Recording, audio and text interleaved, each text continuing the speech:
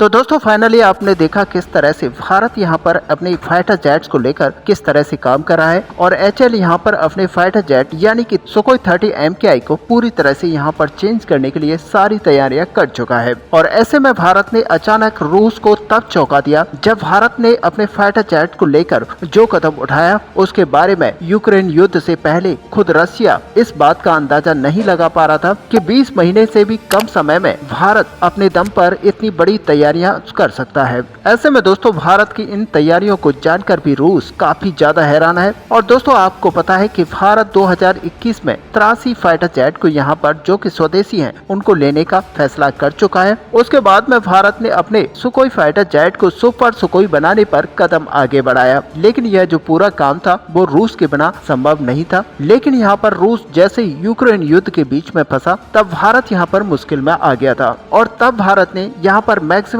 Level पर यानी कि पार्ट्स और इक्विपमेंट्स को खुद से बनाकर यहाँ पर अपने फाइटर जेट को सुपर सुखोई में कन्वर्ट करने का फैसला लिया और यहाँ पर सारी तैयारियों को कर लिया। ऐसे में दोस्तों यहाँ पर अपने फाइटर जेट को सुपर सुखोई बनाने की परियोजना को खुद से बढ़ाने का फैसला भारत के द्वारा लिया गया था। और ऐसे में आपको बता दें कि यहाँ पर भारत रशिया का कोई भी सहयोग नहीं लेगा, बल्कि ऐसे कहें कि रशिया का बहुत ही कम सहयोग यहाँ पर लिया जाएगा। लेकिन अब आपको बता दें कि भारत ने अपने multi role fighter jet MRF tender के तहत 114 फाइटर जेट की परियोजना के अंदर भी रशिया को बहुत ही बड़ा झटका तब दे दिया जब आज से 2 दिन पहले ये न्यूज निकल कर आई कि रशिया यहाँ पर पूरी तरह से इस परियोजना से बाहर हो चुका है और भारत ने यहाँ पर 3 फाइटर जेट को चूज कर लिया है। दरअसल आपको हमने एक वीडियो में ये भी बताया था कि भारत ने किस तरह से राफेल और F-15EX साथ ही ग्रिपेन फाइटर जेट को यहाँ पर चूज किया है। ऐसे में दोस्तों यहाँ पर अगर रूस की माने तो भारत अपने 20 अरब डॉलर को इस फाइटर जेट की परियोजना में रूस के किसी भी फाइटर जेट को यहाँ पर शामिल नहीं किया है, बल्कि ऐसे कहें कि यहाँ पर फाइटर जेट के ऊपर चर्चा भी नहीं की गई है। इस फाइटर जेट के परियोजना में रूस के किसी भी फाइटर जेट पर चर्चा नहीं कर रहा है। ऐसे में अगर देखा जाए तो भारत का जो पूरा झुकाव है वो या तो खुद के स्वदेशी फाइटर जेट के ऊपर है या फिर विदेशों के फाइटर जेट पर है, लेकिन रशिया के फाइटर जेट इसमें शामिल नहीं है। ऐसे में आखिरकार भारत क्या कभी फिर से रूस का फाइटर जेट अपनी वायु सेना के अंदर इंडक्ट करा पाएगा, शामिल कर पाएगा?